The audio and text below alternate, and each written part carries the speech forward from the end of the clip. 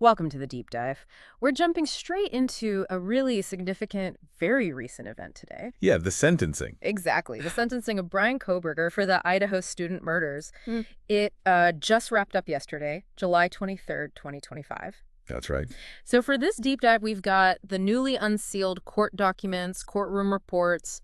Basically, we're pulling out the key stuff, Mm-hmm. things you might not see everywhere else. We want to understand the outcome, what it really means, and, the emotional side of it all. Right.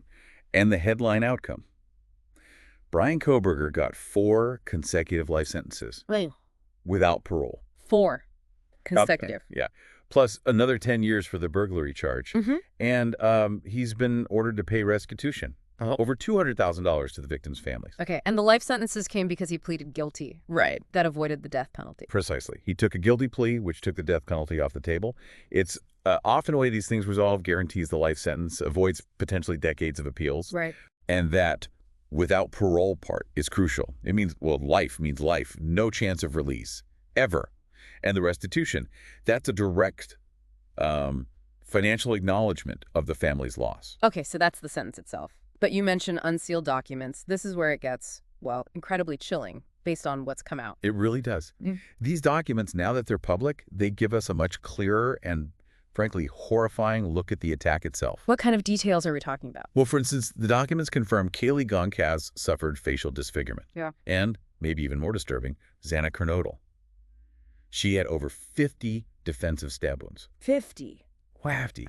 It just paints as a picture of her fighting desperately. It underscores that this wasn't just, random violence. It feels very personal, incredibly brutal, gives you a real sense of the violence involved. I can only imagine what the atmosphere in the courtroom must have been like, hearing these details, seeing the sentence handed down. What were the reactions? From the families, the judge. Oh, the emotion was palpable, very raw. The families, they gave these incredibly powerful victim impact statements, spoke directly to Kohberger. That must have been intense. Extremely. Yeah. Some of the quotes really stick with you. One of the surviving roommates called him a body without empathy, just captured that feeling of coldness. Yeah. And the judge delivering the sentence, he didn't mince words either, referred to Kohberger as a faceless coward. A faceless cow.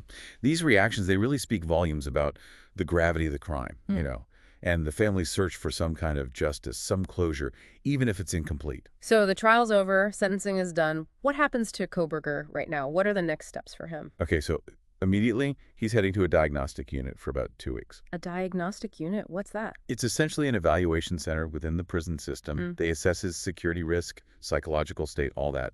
It helps determine where he'll be placed long term. And where is that likely to be? Given the nature of the crimes and the sentence, it's almost certain he'll be transferred to Idaho's maximum security prison after that evaluation. Maximum security.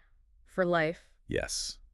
These facilities are designed for the highest risk inmates, the most secure environment possible. That's where he'll spend the rest of his life. So wrapping this up then, we've seen the finality of the sentencing, these incredibly disturbing new details from the unsealed documents, and just the sheer emotional weight on everyone involved. Justice in this case was pretty swift in the end, clear consequences. Definitely. And it leaves you with something to think about, doesn't it? The role of these unsealed documents. On one hand, they provide maybe a fuller picture, some understanding of what happened. Right. The why or the how. Kind of. But on the other hand, does revealing such graphic detail help with closure, or does it just reopen wounds, force people to confront the horror again? That's a really tough question. It is. It's that balance, between the judicial outcome, the sentence, the legal finality, and the actual healing process for the victims' families and the community. So maybe the thing to reflect on is, what does this case and how it ended make you consider about how our justice system handles these horrific crimes and what true justice looks like beyond the courtroom?